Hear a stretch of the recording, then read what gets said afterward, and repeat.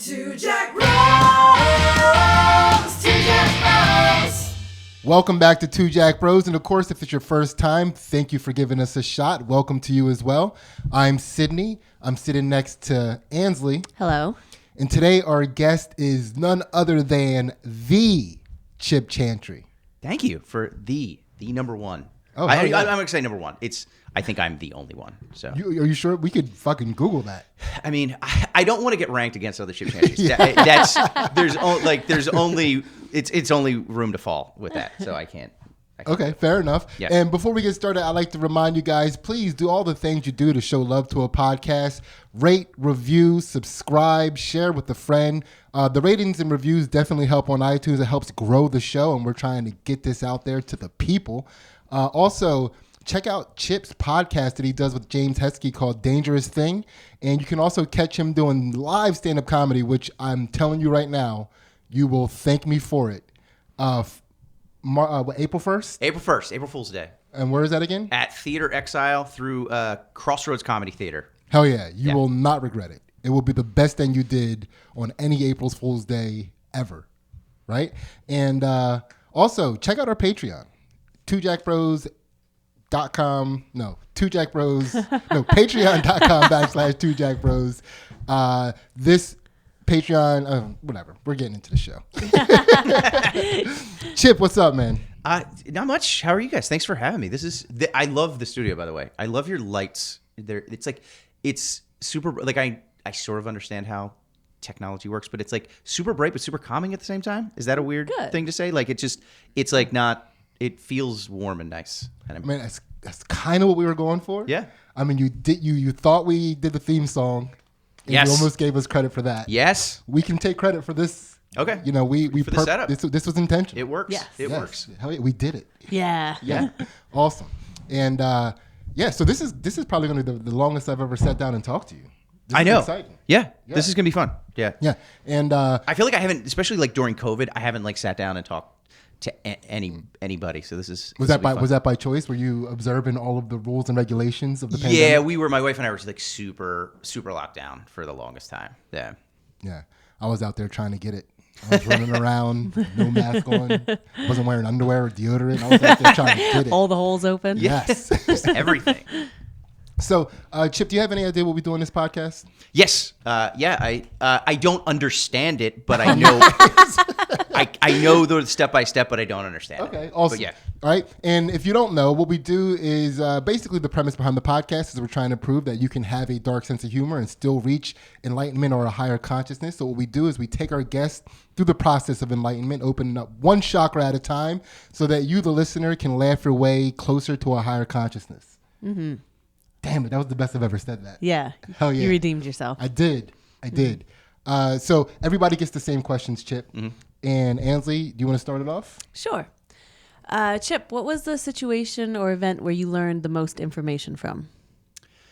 The most information from, I don't know if this is too general, but I think, and I don't want to sound too general, but just doing stand-up comedy. I think like the idea, like when I started stand-up comedy, I think I was in my early 20s, so I think that's the time when everybody starts to really learn. But like, I think I changed my mind a lot, like literally like the way my thought processes went. So I really went from just sort of accepting life and like, well, this is how it was for my little small town and whatever it might be, to like going out there and like just the process of a joke and looking for comedy is questioning things. And it was like, I feel like it was the first time I really stepped back and thought about like, wait, why is this way? You know, I stopped taking things for granted. So like, I think just that process of stand up is what really changed my mind and then opened my eyes to, I think, a lot more. Does that make sense? Yeah. It does. Can you remember some of your early epiphanies from that process?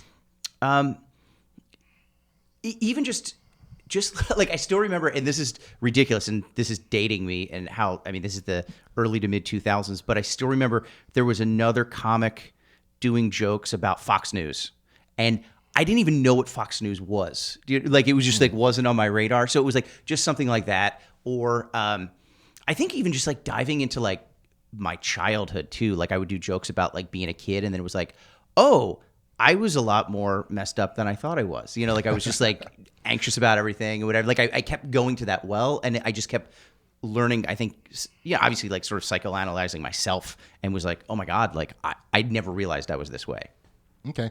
Just out of curiosity, did that make you more or less accepting of other people's bullshit? It definitely, like the bullshit meter just goes way down, I think, when you're a stand-up comedian, because you're used to questioning everything. And I like the idea of stand-up is like, I was that nerdy kid, but like we stood on the side and just sort of made fun of everybody. Like that was like the thing, you know. And I think that's what comedy is, or at least was. And you stood around, so like you always looked at both sides of everything. You dissected things. So not taking things for granted, like my red flags for bullshit went up so much faster once I started doing comedy. Do you feel that same way too? I do. I mean, it definitely went up, but it was my desire to do or say anything about it went down. Okay. Right? Yeah. Because it was just like, oh, that's their trap. Oh, right. I mean? Oh, yeah. Yeah. Yes. Yeah. Because then you're, and for me at least too, like there was that moment, that line in the sand when I first did comedy, where like it was a very big night. Like that first night, I was like, oh, I'm a comedian now, and this is what I'm going to do. I kind of lost all my friends. I broke up with the girl that I was dating, and was like, this is what I'm doing. So day one, you broke up with the girl you were dating? I mean, not on day one, but like pretty close to it. And like we weren't dating for that long. It wasn't like we were, but I was like, I didn't date for like a couple of probably months, even a year or two. Like I threw myself into it. And so it was like, oh, all that stuff that like my friends from high school and college were like always worried about. I was like, it meant nothing to me anymore. I was like, this is all I want to do. So. Had you always wanted to do stand-up, or what was the drive that took you there? I always loved, like from the time I was little, like I don't know if you guys remember, my favorite show when I was 10 years old was MTV's Half Hour Comedy Hour. Mm-hmm. Do you remember that? And it was like 7 o'clock every night, and I would record it, and it was Mario Joyner hosted, 3 comedians each doing 7 minutes, and it was my favorite thing. But it's like, how do you get into stand-up comedy? Like, you can't go to school for it. I mean, technically I guess you can, but like I didn't know how to do it. So I always did theater and music in high school, and thought maybe I'll be an actor or a writer, and then just kind of got out of it. And then my brother, I was like 2 or 3 years out of college, and my brother was in a band, and they booked me to open for them without telling me. And it was 2 weeks before the gig, and they're like, we know you've been writing stuff. You have to do this now. You're going to get up on stage and perform. Now, was this before the first time you went up on stage, or was this the first time? That was the first time. Oh, like wow. I was always just too scared, and also not. It's like, where do you go? I didn't know about comedy clubs. I mean, I knew they existed, but I didn't know.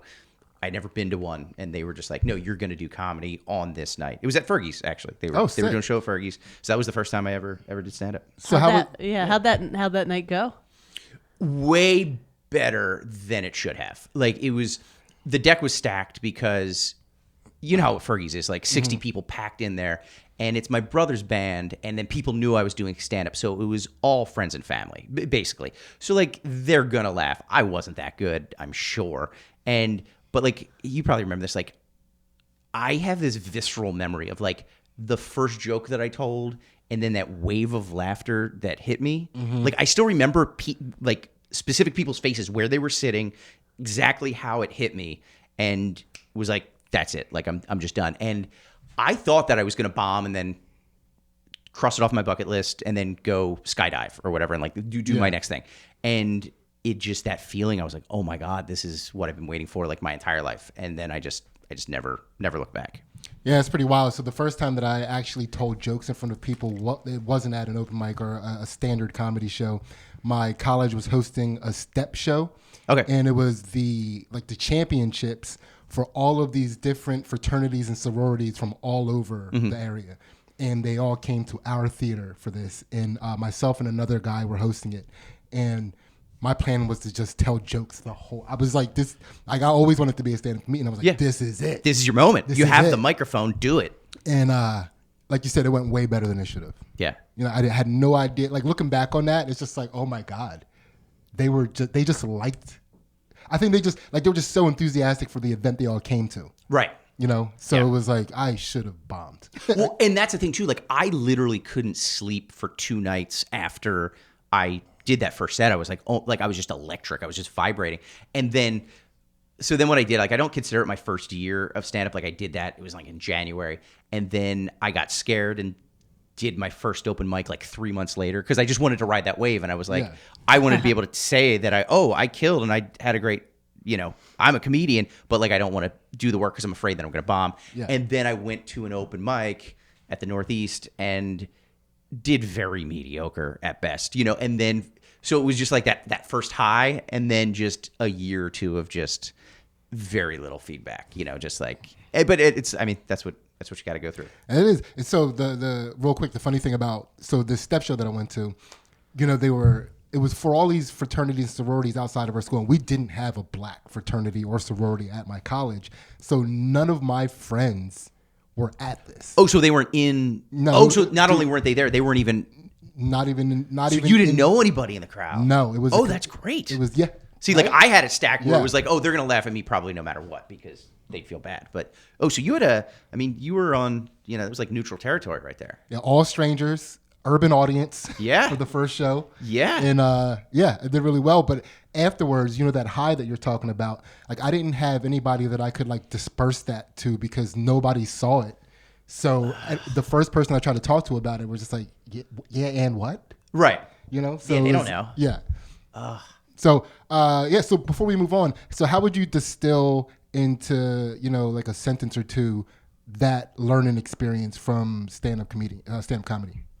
I think it's just, and it's how I try to approach stand-up, but also life is basically just like something I never did was question everything. Like try to look at both sides of everything and try to see it from as many angles as you can. Absolutely. Yeah. Mm-hmm. All right. We're going to open up these chakras. Here we go. Okay. So the first chakra that we open up is the survival chakra located in the butthole. We just got to let everybody know that. I'm prepared. I'm ready for this. Right. I am. Ansley, get in that butthole. Chip, how did you learn to overcome fear? I haven't totally. I'm a very afraid person. I will say that it's very interesting you asked that because very recently I think I've learned to deal with a lot better. I just read a book 2 months ago. Dale Carnegie, How to Win Friends and Influence People. And then I read that book, which is almost 100 years old. And you would think that it's outdated and it like nails how human nature works. And I was like, this is great. And then I read his next book, How to Stop Worrying and Start Living. And I've always been an anxious person, always had a lot of anxieties. And it's funny, I was listening to Tyler Rothrock's episode. Oh, yeah. And I'm not quite as severe, I think, as him, but I definitely have like health anxiety issues and hypochondria. And it's like these last 2 years have just like rocked me. Like I've just like really been bad. And I didn't know what to do. Like, and I probably should go to therapy. I should maybe on medication, whatever. I just like haven't gone that route. But I read this book and it's just very concrete stuff to like, here's how you overcome like worrying and like being afraid. So it's like the one thing they're always like 95% of things you worry about, like anybody, 95% of your anxieties literally never come true. Like you worry, like, what if I get in a car accident? What if I get sick? What if I run out of money? What if, this happens, and it's like 95% of those things will never, ever happen. So you're just like, play those numbers. Yeah. And then another thing that it said that I really try to do that's helped me is like, if you're anxious about something right now, or worried about something, put yourself 2 months in the future. Because like, if you think back to 2 months ago, things you were worried about, you're like, oh, that was just all bullshit. And like, it never came true. Everything's fine. I don't have to worry. But, I got yelled at work or had a fight with my wife or thought I was sick or whatever. And then so it's like, I just put myself in like April or May now. And it's like, oh, if I'm worried about something today, by May, this isn't going to be, I'm not going to be worried about this anymore. And, hopefully at least, so then that's like one thing that I just try to do is just like try to turn off that thought spiral of just like, oh my God, I'm dying. Oh my God, this thing's happening to me or like whatever. And you just like around and around, it just kind of cuts that spiral off to, because that's what I do. It's just a spiral. It's just like worrying is like, he talks about like concern. It's like, you should be concerned about things. And obviously you want to be concerned about and be, conscientious of your life. But like worry is just when that concern you can't turn it off. So it's like, if you can just like cut that spiral and like jump off. And that's what I've been trying to do recently. It's been working. So Yeah. So I think hopefully, I'm not as afraid as I used to be, or at least I move on from the fear. Now, before you started reading these books, before you got these new methods to deal with this, can you remember a time when you were the most scared? Oh, yeah, yes, very distinctly. And this was probably really what started. Like over the years, like I had this like health stuff because I think it was honestly from comedy because I was teaching all day and then doing comedy like 4 or 5 nights a week. I was always exhausted, and so I could never be sick because you can't take a day off of teaching. I can't miss a show. So I was always worried that I was gonna be sick. And then I like turned into other things. Almost to the day 2 years ago, I was right before the lockdown. I was on stage at the Borgata performing. It's the last show I did before everything shut down. I walked out on I wasn't feeling well that day, and I walked out on stage, and I had my microphone. I was hosting the show, and I said, "How's everybody doing?" And as soon as I said that, this muscle pulled like on my side, and I was like, "Oh shit, this is bad." Like I just pulled it, and then through the show, I'm just trying to like, you ever do that where it's like there's something wrong with your body, and so I'm just I was like trying to nonchalantly just like, and throughout my 20-minute set, the pain got worse, and it wrapped around my chest, and it just was like the worst pain. And by the end of my set, like my voice wasn't projecting, like it wasn't coming out. I'm like, what is happening? Like, this isn't just throwing on my back. Either I really threw on my back or like, am I having a heart attack? Like, what's happening?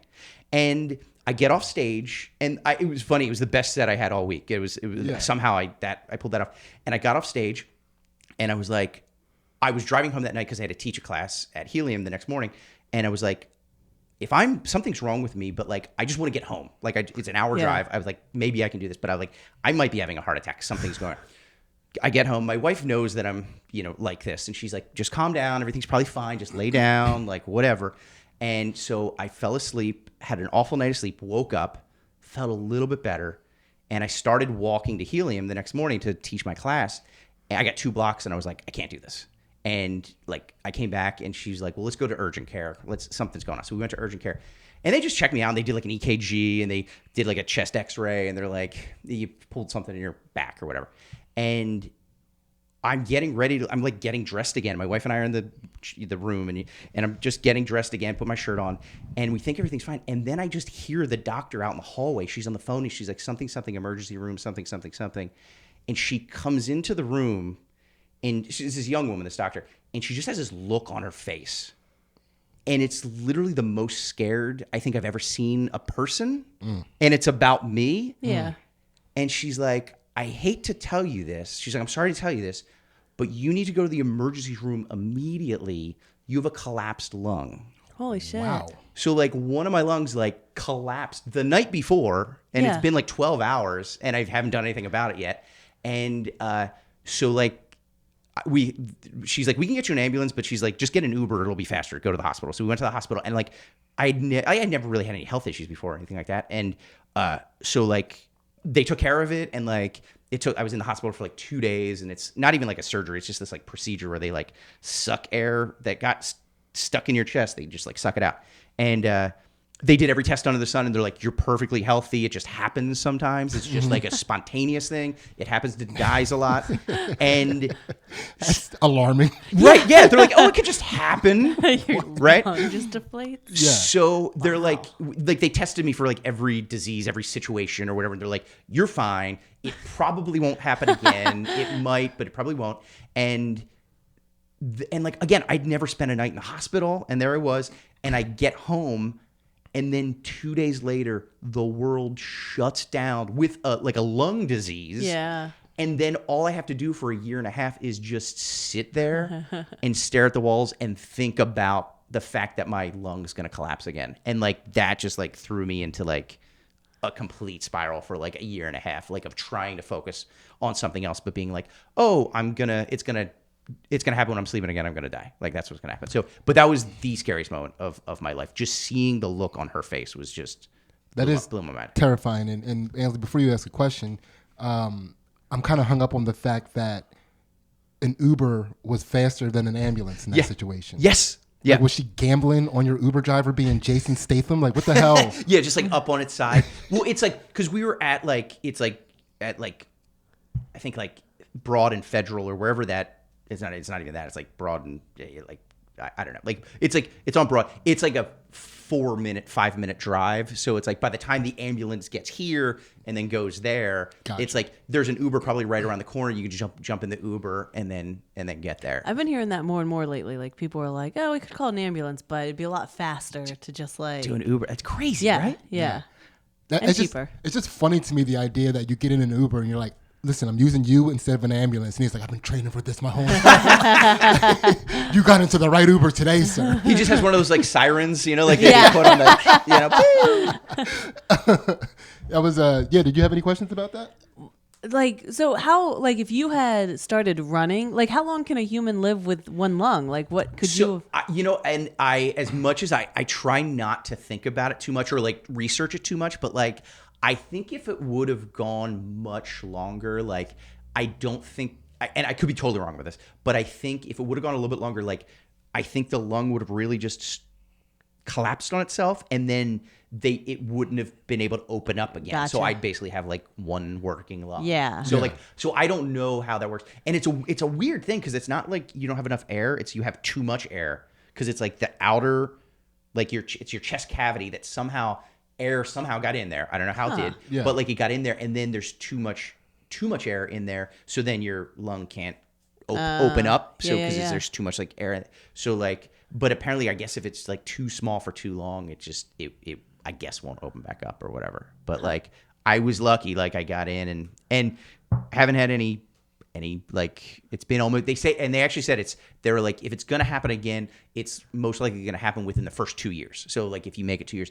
and it'll be a week from today. If I make it a week from today, I'll be out of the 2-year woods. Nice. That is. I mean, especially for somebody who, you're also reading those books to help deal with your worry and concern Yeah. over it. Perfect timing. Oh yeah. And it's also like, the pandemic's hopefully just kind of over, like things are open up Yeah. again. So it's just like, all right, new chapter, let's move on. Yeah, I mean, that's a fear chakra unlocked for you, but I think I just closed mine because I'm like, is my lung okay? How do my lungs look? Does my chest look wide?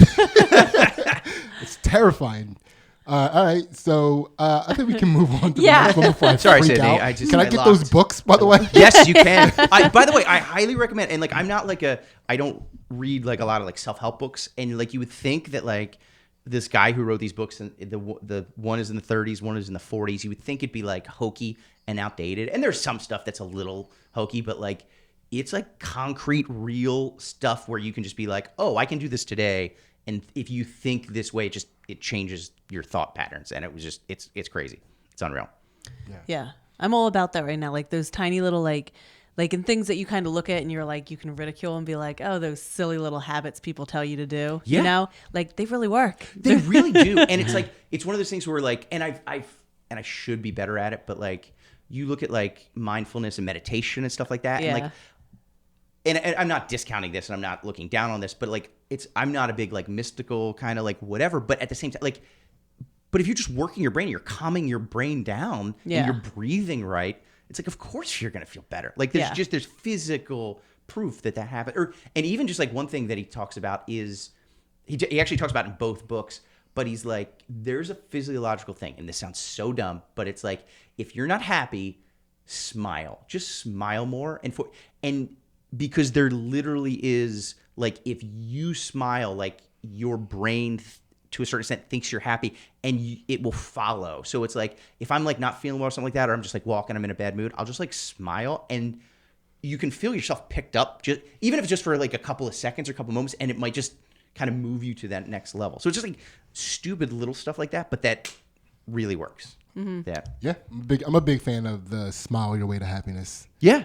I used to when I was a high jumper, I used to have to do that a lot because I was always the shortest.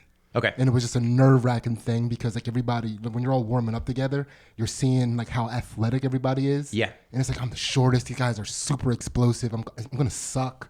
Like even if I do my best, they're going to jump over me. Yeah. So I, just smile my way, and it just got me out of that headspace so I could just at least lose on my own terms. Yeah. Yeah. But I never did. I was the man. And so you take us to the next one. So our next chakra is in the pelvis. It's about guilt. It's a section we like to call My Bad. It's a chance for you to apologize to a person, place, or thing in the universe in order to set your karma back to zero. All right.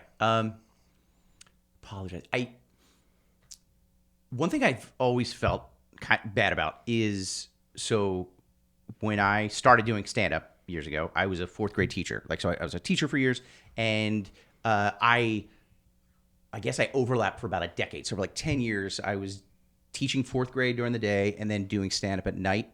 And I did it, and it was a nice school and everything, whatever. But I always did my job. I always showed up. I was always early, on time, did what I needed to do.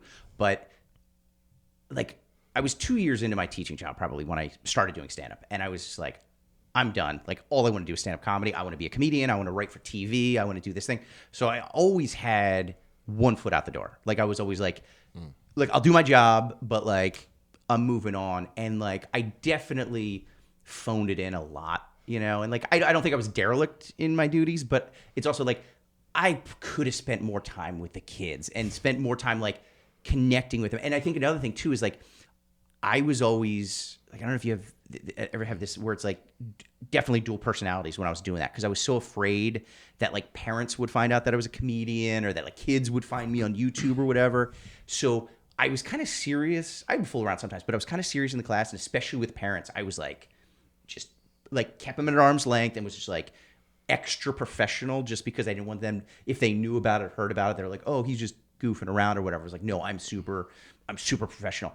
And I didn't open myself up to the kids as much. And so I always felt bad about that. And if a kid fell through the cracks, or if I could have spent more time, and if I would have just given up the comedy stuff and been oh, let me focus all my creative energy on this, I could be the greatest teacher in the world, maybe, really do that. But I felt I was and then you look back, I could have spent more time doing that with these kids, or stayed after school with these kids to do this thing or that thing. And so I always felt bad. So I would like to apologize to that, that I think I did my job, but I wish I could have done it a lot better. And what grade? Fourth grade is fourth grade. Taught? So 9, 10 years old. And they generally was really good kids. I really enjoyed them, but it was also I always felt bad because I was always 3:30. I got to get down to the city, to become a, big shot star. And, so I always felt bad, guilty that I was I could have put more time and effort into that. Do you have a specific regret or concern? Are there a whole generation of kids that can't spell receive because of you? Yeah, I think that's what it is. Yeah. There's no the I's and E's are completely irrelevant. There's no I's, no E's anywhere. They have no idea where that is. So it's one of those things where I think that it's just there's the academic stuff, but even just oh, I could have palled around with them more. We all had that favorite teacher where they're somebody who's and it's oh, I think I probably could have been that favorite teacher to a lot of kids maybe, and really bonded with it. And that's the thing too, where my wife and I, we don't have kids. We're not planning on having kids. And I have this weird thing now, I think, with kids where it's I don't dislike kids, but I'm just and I got nieces and nephews. Dude, I'm trying to be a comedian. But yeah, but it's also and then there's a little bit of regret of oh, I could have maybe hung out with those kids more. So I hope they got something out of my teaching. That's a pretty good apology. Yeah. I'm sure a lot of parents would appreciate that apology. Yeah.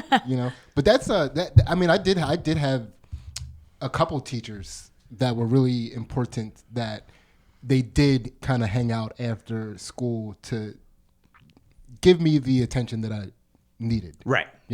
Or just, I remember this, my one teacher, Mr. Smith, who ended up getting caught up on some bogus Me Too-ish charges, but back then, it could have been not bogus. I don't right. want to victim blame here. Yeah. But he was the first person that told me that if you don't know the answer, you just have to know how to get it. Yeah. And that because I was in honors classes, I was in gifted and stuff, and I thought I was just so smart, and he was just wait, dude, you're focusing on the wrong stuff, because even if you don't know the answers, all you have to do is know how to get it. And I was I'm never reading again. This is I could just ask other people. Right. This is awesome. Yeah. Yeah. horse's mouth. Go right to it. Yeah. You know what I mean? Yeah. So he, And it's that thought process thing of not like, here's how you spell things, here's your times tables. It's like, here's how you become a learner. Here's how you and even deal with people. Like, here's how you navigate life. It's like those things that I think really stick out. Yeah. That's all right. We'll call that a pelvis chakra unlocked. Yes. Yeah. All right, Ansley, keep it going. Chip, how do you move on from disappointment? I think I do that better. And I think that's part of those, like I was talking about, those books that I read kind of help move on from that. I used to get like really wrapped up in the past and like, oh, I made this mistake. And then I'm just like, I think the older that I get, there is that thing of like the clock's ticking of like, especially with stand up and with entertainment, it's like, I think that clock goes faster because it's like, I'm not thinking of women. No, we're reaching our golden age. I'm going to be a silver fox. You know what I mean? Yeah. But like, I can't I just think about the time, like wasting time. It's like, I can't, and I'm sorry, the question again was regret, right? Or disappointment. Disappointment. Oh, disappointment. Yeah. So it's like moving on from disappointment. Like, I can't wallow in that too much. And there's the past, present, and future. And I try not to do this either. I'm trying to live more in the moment of like, because I'm so focused on the future and like nervous of like, am I going to get sick?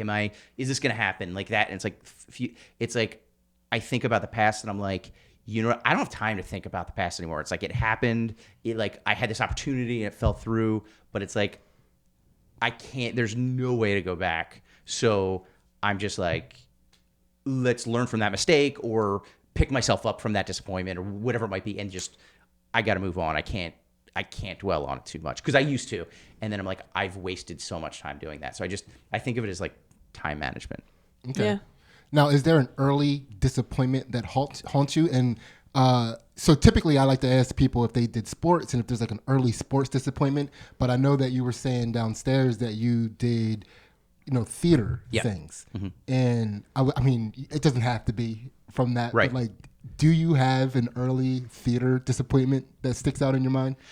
Yeah, and it was and it's exactly what I'm still terrible at, which is amazing. I should learn from it. Again, okay, I was not the best actor in the world. I wasn't the best singer in the world. I was definitely not the best dancer in the world. But like, I would do the plays and the musicals and stuff like that. But I loved it. It was like my favorite thing in the world. I think my biggest disappointment, I remember, I was also like the president of the theater society or what, for our high school. And so it was partially my job to like promote the shows and advertise. I'm like, I'm 16, like, the fuck do I know? But like, they're like, hey, you got to get the word out and you got to hand out all these flyers and go all around town. And to come out on stage, like it was when I was president the first, and I was also the lead in the fall play. And to walk out to this like 700 seat auditorium and there was like 60 people there. And I'm like, it wasn't all on me, but like I felt like it was all on me. And like the play was fine, but like the back end of it that I supposedly was supposed to facilitate, like I guess I didn't advertise right or like whatever. And there was like nobody there. And I'm just like, this is and like it just felt dirty the entire time I'm on stage. Like we're doing the play and trying to do it, but it's like there's nobody here, and like why are we even doing this? And so that was a big. And it's like, man, I got to get on the ball, and that's what I'm still bad at. Is like, I'm not saying I'm the funniest guy in the world, but like I feel like I can do the artistic end of it, the business end of things. I'm always still just terrible at. I'll be the one to remind you to check out his podcast, Dangerous Thing. Yes. See, I don't even know how to do that. No, not at all. He's got 60 listeners, and we're trying to get that up. It's just as many people who came out to the 12th night on Shakespeare's 12th Night in 1994. Yeah, that's fun. Were you president of anything in high school? Was I president of anything? No, I was in a lot of clubs. I don't think I was president of anything. I was president of the National Honor Society. No big deal. Wait, were you? Yeah. Were you really at Pottstown? Yeah. Okay. All right. Do you mind me asking where did you go to school around here? No, in New York. Okay, New York. So. I got a fun story about that. You and I so we were okay. I wasn't as good as this. I was in the National Honor Society too. So I was in the National Honor Society, and there was this thing. My buddy buddy Dan, and between the two of us, we were like president of like everything. Like I never did student council because that was like the popular kids, because I wasn't popular. I was like, but so it was like not student council, but like every other like club. Between Dan and I, we were president of like 12 organizations like in the school, and we were running against each other. And it, like, we didn't really care. It wasn't like this big thing, but we were running against each other for National Honor Society president. And so we're like, oh, it was just fun. And then I got called into the principal's office one morning. Like the assistant principal dragged me. He's like, hey, can you come talk to us real quick? And they sit me down. I think I'm in trouble. I was never in trouble. And they sit me down. And they're like, hey, just so you know, we need to tell you this. You were elected, we just counted the ballots. You were elected president of the National Honor Society, but your grades have dropped. You're about to get kicked out of the National Honor Society. So they're like, here's what we can do. And they're like, it's totally up to you, Chip. You can be president of the National Honor Society, but you might have to step down in disgrace because next semester you're kicked out. Yeah. Or you can just let Dan be president and we'll just pretend that he's the president. And then you can still get your grades up and stay in, but like if you don't, it's going to be a whole thing. And they're like, what do you want to do? I was like, I think Dan will make a wonderful president of the National Honor so Society. funny that they gave you that option. Yeah, and like they were really cool about it too. They were just like, so what do you want to do, Chip? And I'm like, because they knew I was a good kid. Like I was a good student. I was an honor student, like did all that. But like I was also like, it was like the Max Fisher thing in Rushmore. Like I was in like the AP classes, the gifted classes, and I did well enough, but like Mr. Extracurricular, like I did, so that's when I wasted all my time on that, and I wasn't studying as much. So my parents didn't find out that I got kicked out, and it was me and three of my buddies. You ended up getting kicked out? Yeah, like we got kicked out, and it wasn't like the guy was very nice about it. He's like, hey, I'm sorry, like it's just like you have to maintain like XYZ grade point average. And then he had to come around one morning and be like, hey, I'm sorry, guys. You lost it. We gave you the warnings, but there's nothing I can do. Your grades. And we're like, okay. But like I had already applied to college. The college I went to, I went early decision. I was already accepted. I was already in. Yeah. So it was my senior year. I got kicked. And so it was like my parents found out on graduation day because they didn't have like the sash or whatever. And they're like, well, you got into the college you wanted to, so I guess it's fine. Yeah. You were in the honor society then. So we were both elected, but you took it a step better. You were president. Well, for a little while. So here's what happened.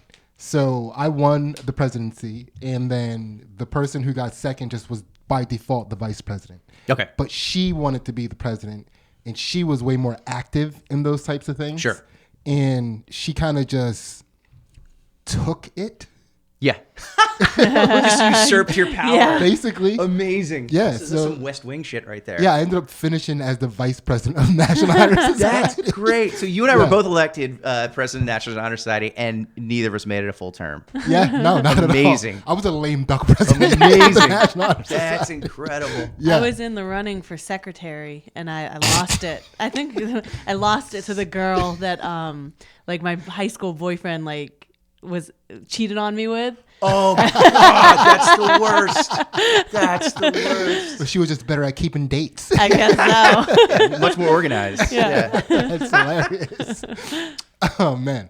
All right. So that was definitely a disappointment chakra unlock. We got a little bonus disappointment Yeah. story. Look how disappointed we are. Yeah. Look, I like it's like such a high level of disappointment. Like we were all in the National Honor Society. Yeah. Come Yeah, on, no, like, fair but enough. we're just like the rebels of the. Yeah, we were too cool. We The were cool. bad boys of the National Honor Society. That's so funny. And so Ansley, keep it moving. So we are to the heart chakra now. Chip, what have you learned from grief? Grief. I got to say this, that, so far, not going like I've been very lucky when it comes, at least like the death end of grief. I've been very lucky. Like my grandparents have all passed away, but like other than that, like I haven't lost anybody very close to me. So I don't think I can speak to it too well. I don't mean to interrupt you real quick, but yeah. the joke you have about your my grandmother, her funeral, the funeral, totally true. One of the best. Thank you. Listen, go see this man do stand up. April 1st. 100% happens. And I think, and that actually comes back to that because the grandmother who passed away, I have a story about this that, so again, like I think my perspective would change, God forbid, like something, somebody really close to me passes away and like I haven't experienced that yet. So I don't think I can speak with a lot of authority on that. The one thing I will say that I think I learned, for better or worse, I don't know if this is good or not, but my one grandfather, my dad's dad, who I'm named after, I'm like the third, Paul the third. He was like badass, like, you know, Mad Men era. He was the man of the house, you know, patriarch, 6'6", jacked. He was a police officer in Norristown and then a county detective for years. Like he ruled the roost. You know, he was like this very powerful man, very nice guy, but very powerful. When I was 4 years old, so this is like early 80s, 4 years old, he was in a car accident and fender bender, like no big deal. He was at a stoplight, guy rear-ended him like 10 miles an hour, barely did any damage to the car, like nothing. But like I said, he was 6'6", and back then the old Chryslers, the headrest didn't come all the way up.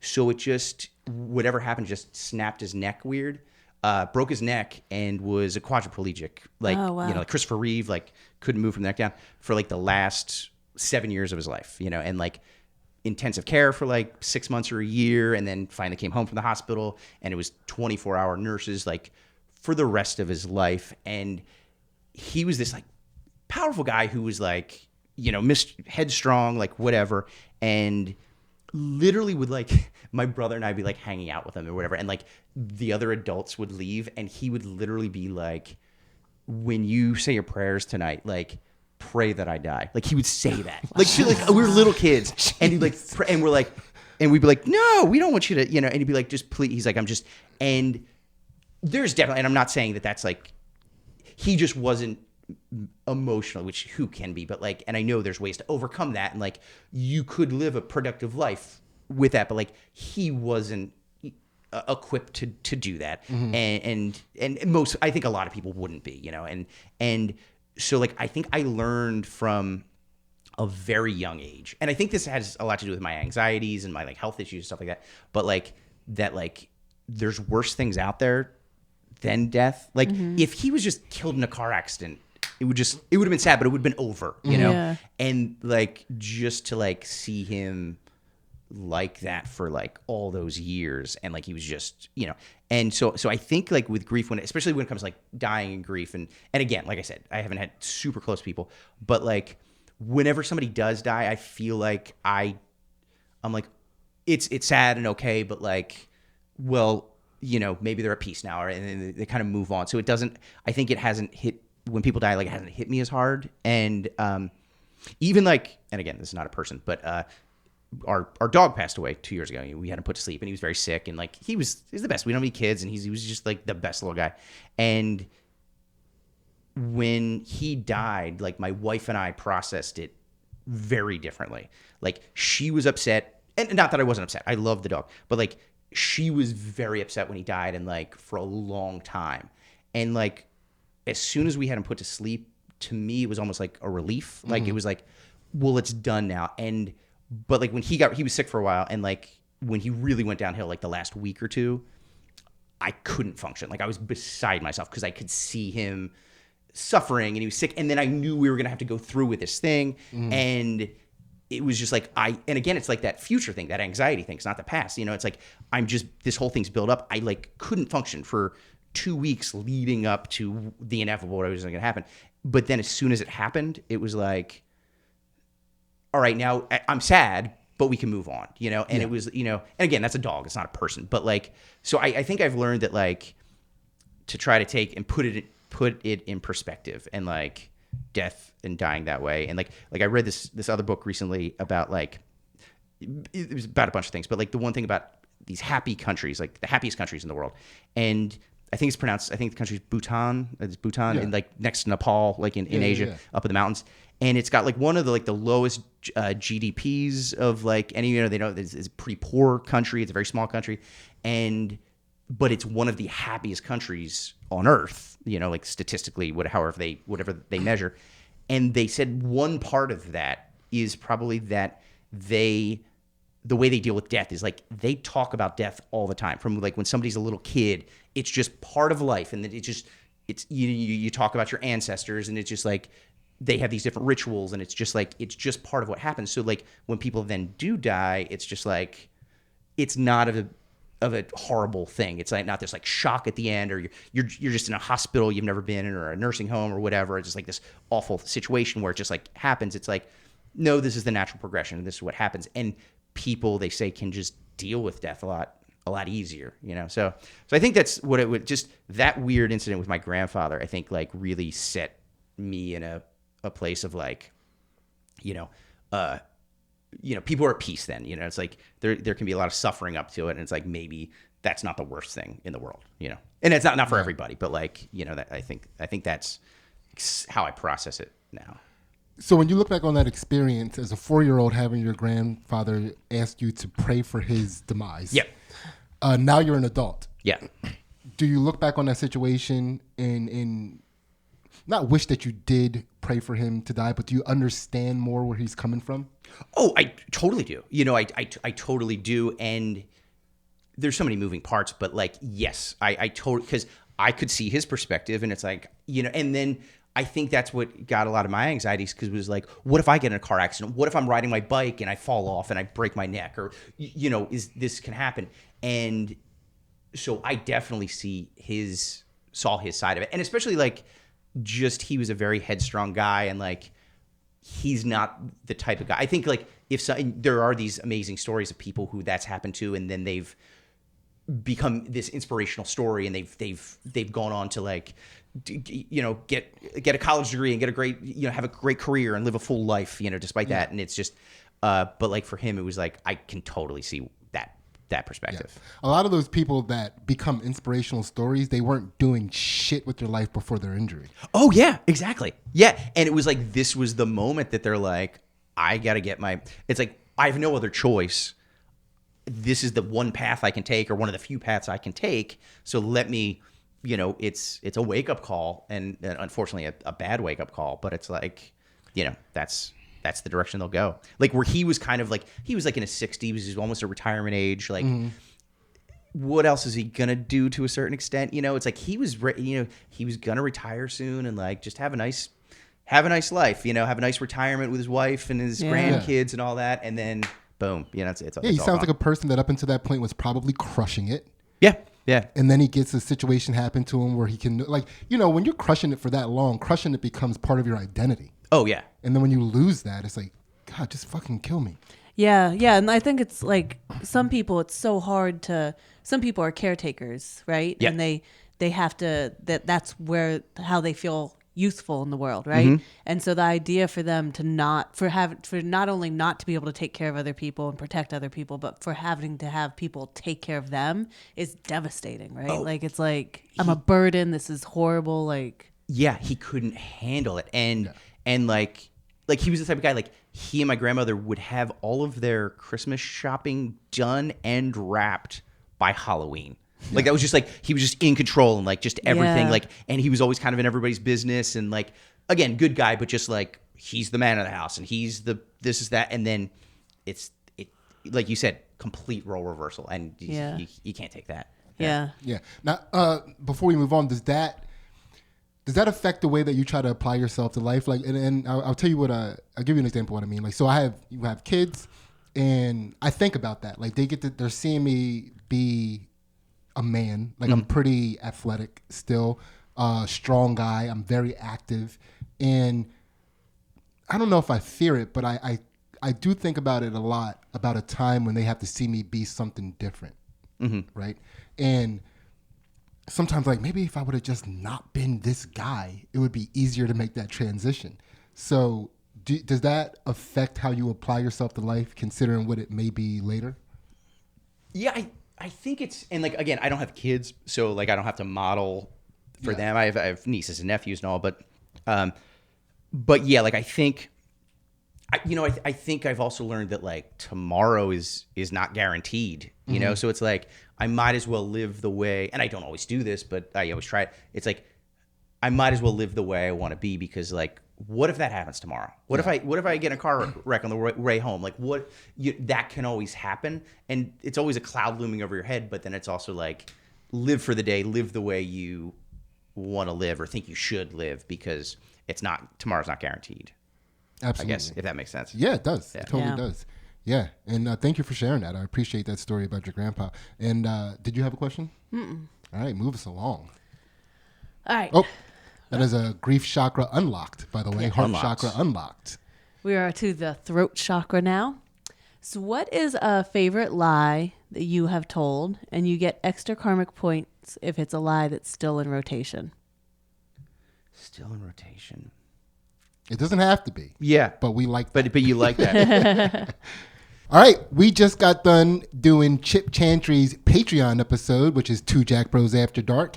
$1 gets you all of our content, which is the counter to this podcast that you're looking at right now, which is 2 Jack Bros After Dark. We also have some commentary and fight analysis on Ansley's jiu-jitsu matches that you can check out. Again, all of our content for just $1. Chip, did you have fun doing the Patreon? I don't think I can call it fun. I think I can call it life-altering. I'm going to call it life-altering. And like, I think the viewer is going to have their life change. I think there's some fun along the way, but you will literally have your life changed for $1. $1. Nice. Yeah. Again, $1 gets you not only the counter to this podcast, which is our 2 Jack Bros After Dark, but also Ansley's competitions and fight analysis for those, and some stand-up comedy stuff that I do on the road. All of that stuff is on there for just $1. Now we're going to get back to this episode and find out what Chip's favorite lie is. You know, I think and I'm guilty of this. I think I lie to people sometimes, and I think it's a lie to myself too, where it's like, with comedy, I'm somebody who I like to be told what to do to a certain extent. It's like, here's your job, this is what you do, here's your schedule, follow it. And it's like, I can do that. Like when I've had I've had a couple of like TV writing jobs, and I love a 9-to-5 job if it's something I enjoy, you know what I mean? And it's like, here's what you got to do today. And it's like, yes, sir, I'm ready to get, and like I bang it out and I'll put in 12 hours and I'll be happy about it. I'm not good at being, whether it's like a self-starter or like organizing myself, or like, when it comes to comedy or writing, or there's so many options. It's like, I can do a podcast, I can make a video, I can book more shows, I can send out my veils, I can write a script, I can do whatever. And hang out and watch YouTube all day. Right, exactly. Yeah. And I lie to myself a lot that like, it's like that 5 o'clock every day, especially when my wife, like, she works from home right now, just with the lockdown, and like, we're in this apartment, and it's like, she's done at 5 o'clock. And then I'm like, well, I guess I could have I put a good day in today. And it's like, did I get nearly as much done as I could have? Because I'm like, I get scattered, and it's hard for me to focus sometimes. So like, I'm like, yeah, I did a good job. And like, so I definitely lie to like, how the people are like, oh, what are you working on? What's the project? It's like, oh, I'm working on this script, or I got this meeting or whatever. And then it's like, I really should be working more on that. And like, but then I even tell myself too, like, it's like, if I would have really applied myself, like, where would I be now? Would I have a bigger job? Would I have more dates? Would I be headlining? Would I have a more famous podcast? Would I have written more scripts? And I definitely lie to myself that I'm like, oh yeah, I put a lot of work in today. And it's like, I could have worked a lot harder today. Yeah, I literally just today, I decided that I was going to start being very open about how much productivity my day had. Productivity, that's the word. That's exactly what I was. Yes. Yeah, and so with because like it's easy, like you say, it's easy to say that, oh yeah, I did a lot of stuff today. Yep. And they don't know. They're Right. just gonna have to take your word for it. But Yep. today I got almost nothing done. And when Ansley asked me how my day was, I just blurted out, I didn't do anything. I just sat around all day and I didn't get anything done. And it felt good. Yeah. I mean, it didn't feel good, but it's like I need to start being truthful about that so that the world is seeing me the right way, so I get motivated Yeah. to be more productive. Because there's nothing wrong with a little bit of shame. You know what I mean? It's like, oh, I'm ashamed of myself. Yeah. But then move on. Then it's like that you're disappointed in yourself, right? Like, I'm disappointed in myself right now. So it's like, well, don't just wallow in the disappointment. It's like, I really put in a C- effort today. Like, okay, well then tomorrow I'm gonna work extra hard. You know, one thing I heard. It was actually in Conshohocken. It was right down the street. I'm sorry, I didn't pull up your spot. No, it's all good. We We train in martial arts. We yeah, welcome that's right, yeah. invaders. I was at a meeting with this guy for this like business that he has in the city, and he asked me to sort of be a part of it and kind of like help out with something with like a comedy angle to it. And he had this guy that might have been like an investor or whatever, and he was a serious business guy, and like this guy that I'm not in business with him, but I like help him with his stuff sometimes. He's kind of like at the level that I am. Like he's probably a little bit further ahead, but like he's very scattered and like super ADD. And the one thing, and I try to remember this could be helpful. I try to remember this too. He's like, you're always busy, but you're not accomplishing anything. You know what I mean? It's like you're always busy, but you're not. So it's like you're doing all this stuff that you think you're filling your time, but you're not being productive. You're not being in productivity. And he was like, and I guess this is a business term. I don't know anything about business, but like he was like, you can work on your business or you can work in your business. And he's like, right now, he's talking to this guy. He's like, you're working in your business. You're so scattered in your day to day that you're running around and doing all this extra bullshit that if you were organized, you wouldn't have to do this every day. Like, get it organized. And then you're not working in your business. Then you can work on your business and thinking about tomorrow. Like, okay, I have this organized now, or I can delegate to somebody else. Now I can work on my business and worry about like selling more or like expanding or like moving it forward, where he was just always working in his business. So I try to think of that too, of like, I work in my business a lot where I'm just like doing busy work that I don't need to be doing. And it's like, I need to be working on my business and like, what's going to propel me ahead. And I don't do it as much as I should. Yeah. And I lie to myself a lot about it. Yeah. Oh my gosh. I hope you don't see this. I know. Yeah. I'm deleting this app. I'm not listening to podcasts anymore. But it's like I lie to myself, and it's like I lie to my wife sometimes, and I lie to friends, and lie to I'm working on this, and it's like it comes out of my mouth, and it's like I should have been working on this for the last 2 weeks, and I haven't been.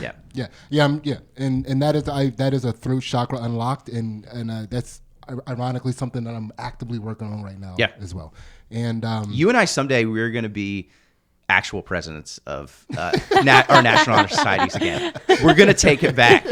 We're going to take all three of us. We're going to take it back. We can do it. I'll be a secretary. Yeah. We should have our own National Honor Society. Yeah. It's like old school, but like the nerdiest version of old school. See, that would be so fun. An Yes. adult National Honor Society. Yes. Man. Yeah. I got to get my grades up. Were you guys like this? Like I was in high school. Like I was. I was voted like best personality, and like I got along with everybody, but like I wasn't popular. Like I wasn't in the cool kids. Like maybe you guys might have been, but like I felt cool in the National Honor Society. Do you know what I mean? Like, or like the theater, and like I was in like the choir, but like I was like one of the cool guys in the choir. Do you know what I mean? Like that was like my favorite thing, because it was like, oh, this is the first time because it was like people who were like me, and I liked it, but it was like, oh, I got to be cool for once, because I was the cool guy in the National Honor Society. Yeah, I was known. I was popular. I wouldn't necessarily call myself. People knew me because of track. Yeah. People knew me because of our school did a really good job of celebrating people for their academic successes as well. So I was very known for those two things, but I never went to a high school party.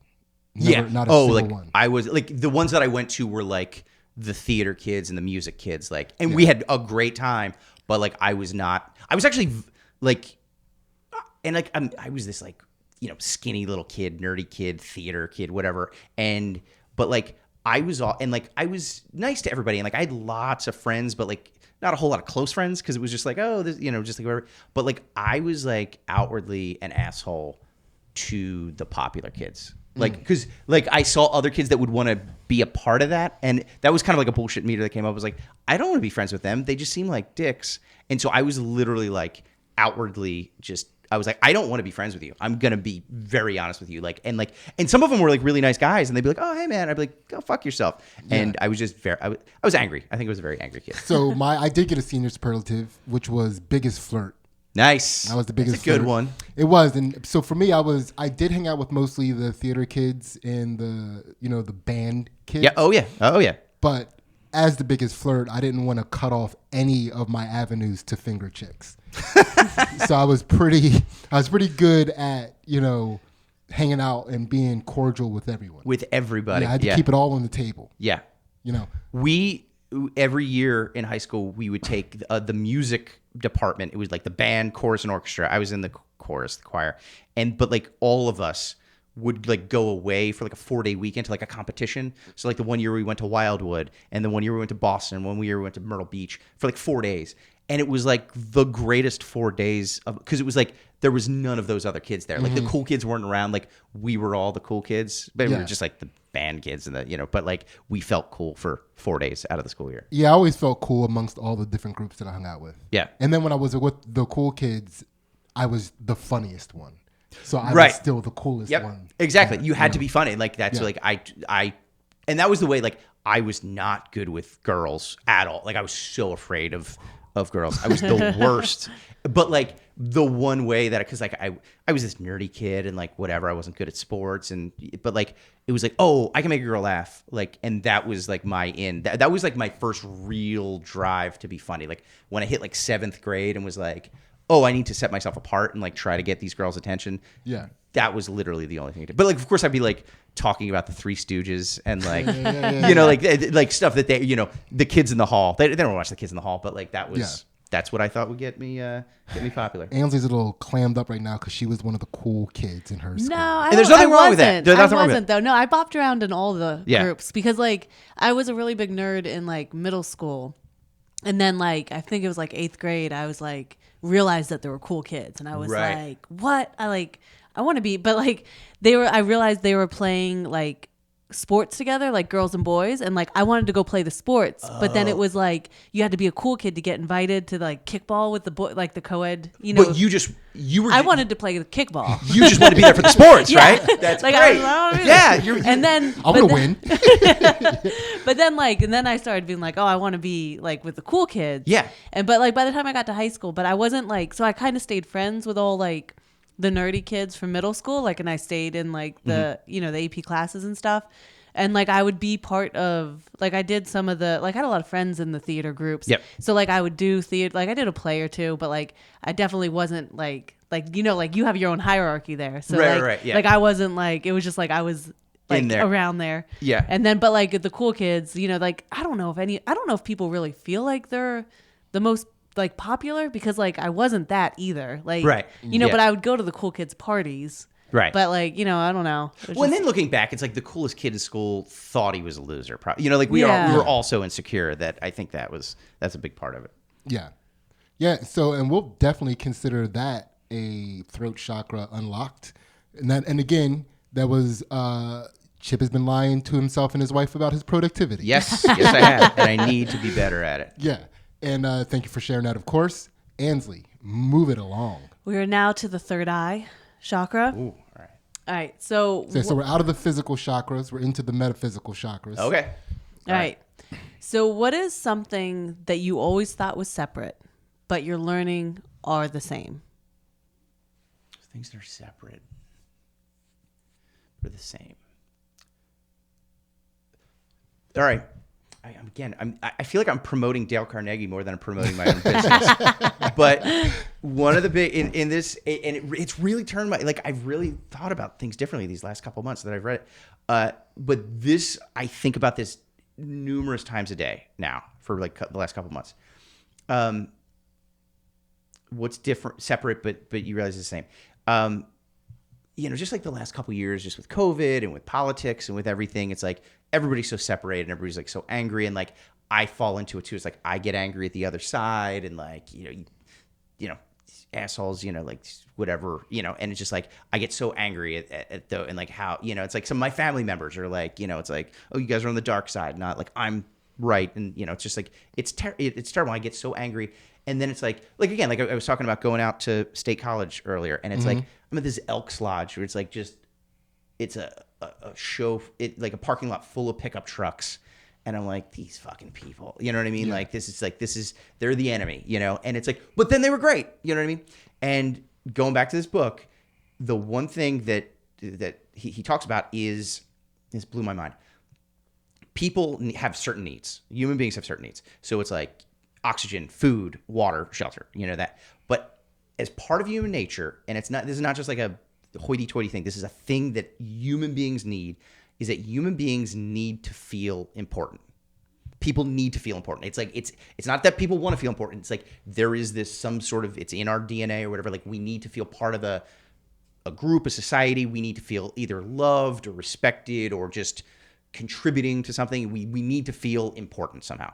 And if you remember that about people, it's like it explains 90% of people's actions is that, oh, they just need to feel important. So like what I've tried to do is like think about like those people are so different from me. Like they're so separated from me, like so different.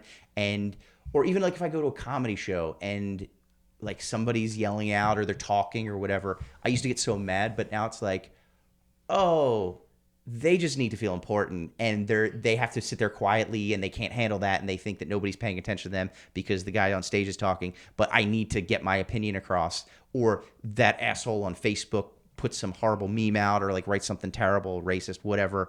And it's like, I'm not saying that that's right, but I'm saying it explains why that's happening. And it's like, oh, both sides are, I mean, there's many sides, but it's like, we all just need to feel important. And like that motivates everybody. And it's, you look at most people, what people do, good or bad, and it's like, it's because they want to feel, not want, they need to feel important.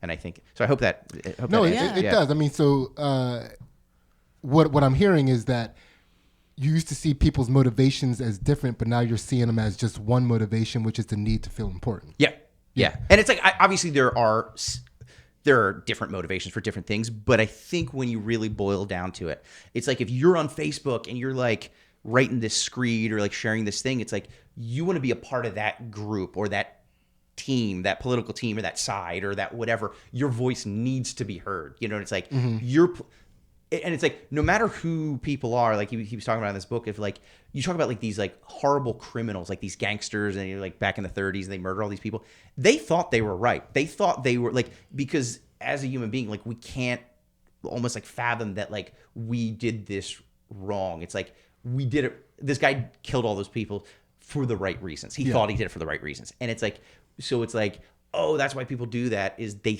think they're doing the right thing. So as long as, and like I even look at family members, like there's some family members like on the other, and it's like, oh, they, you know, like they think that that's the right thing to do.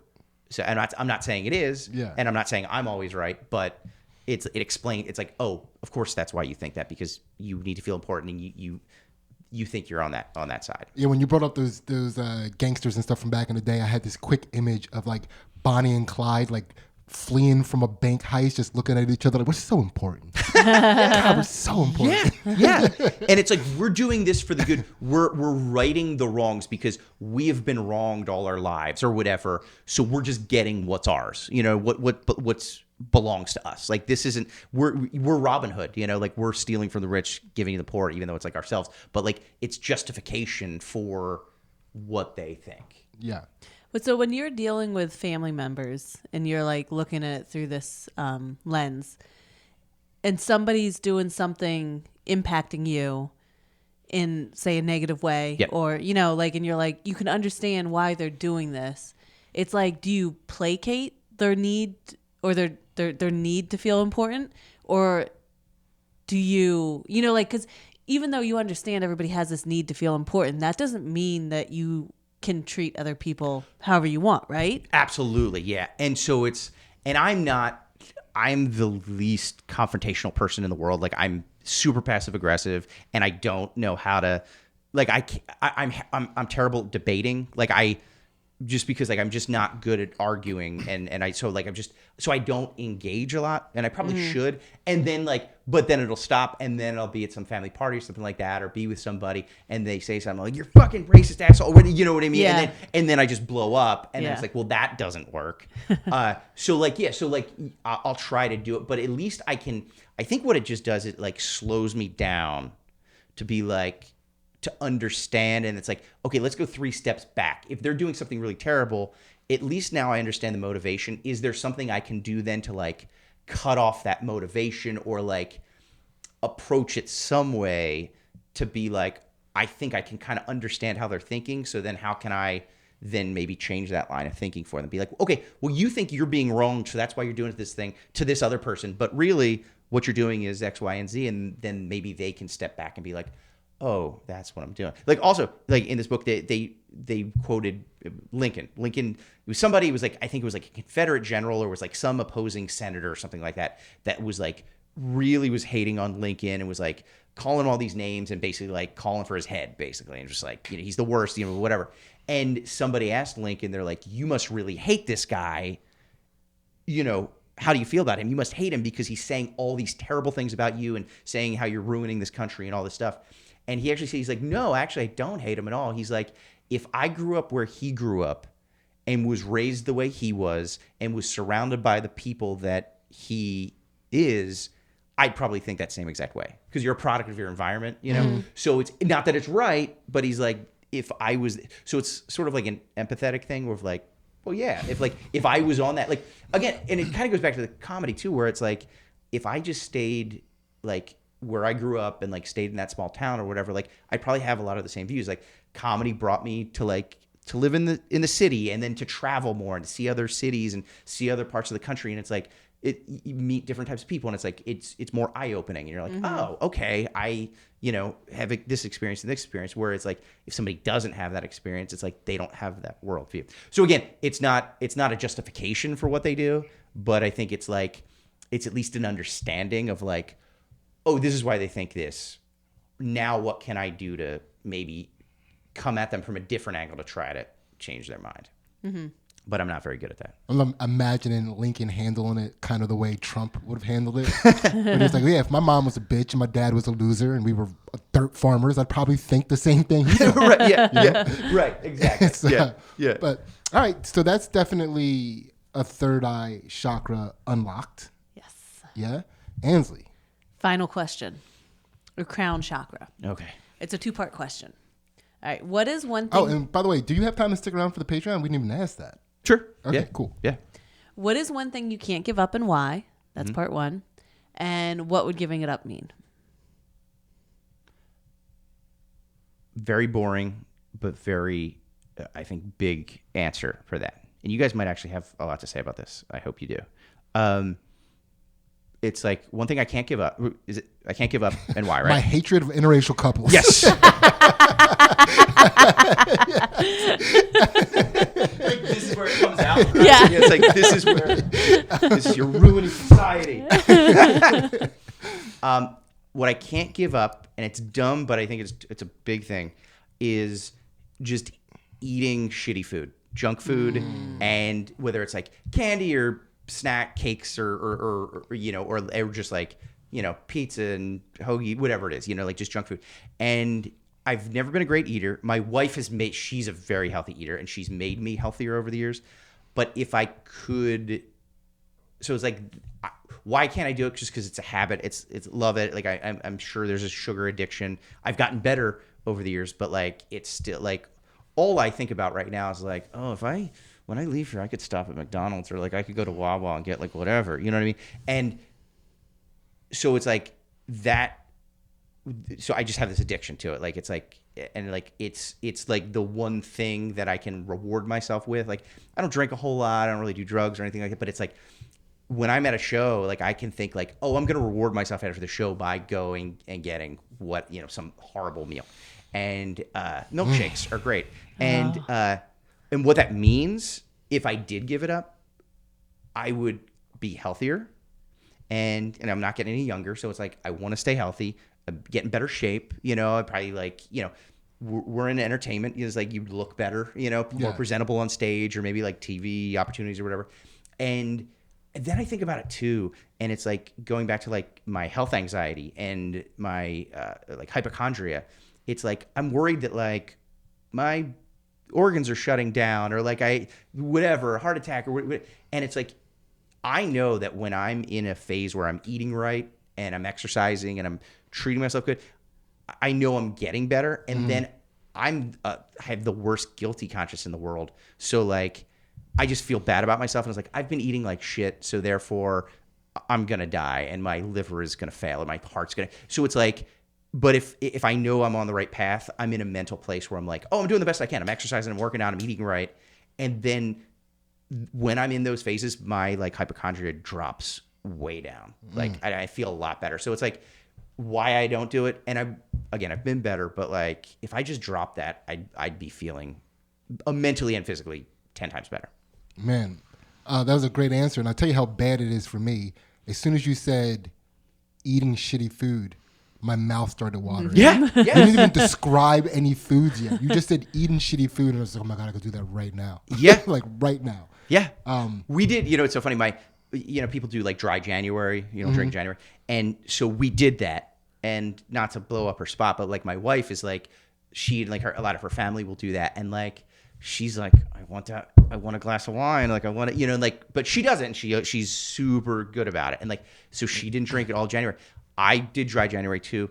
I didn't think twice about it. It doesn't bother me at all. I was like, oh, I don't have to drink. Like, I don't like it. I went halfway through February without having a drink, not even thinking about it. But then in February, I was like, maybe I'm going to do like a no junk food February. And she's like, oh, I'll do that with you. I was like, shit. And so then I had to do it. And it was way harder than January was. Yeah. Like Yeah. super hard.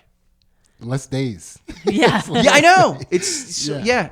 I'm 1 month into working with a nutritionist and Oh, I like heard you say setting that on the macros and yeah. stuff.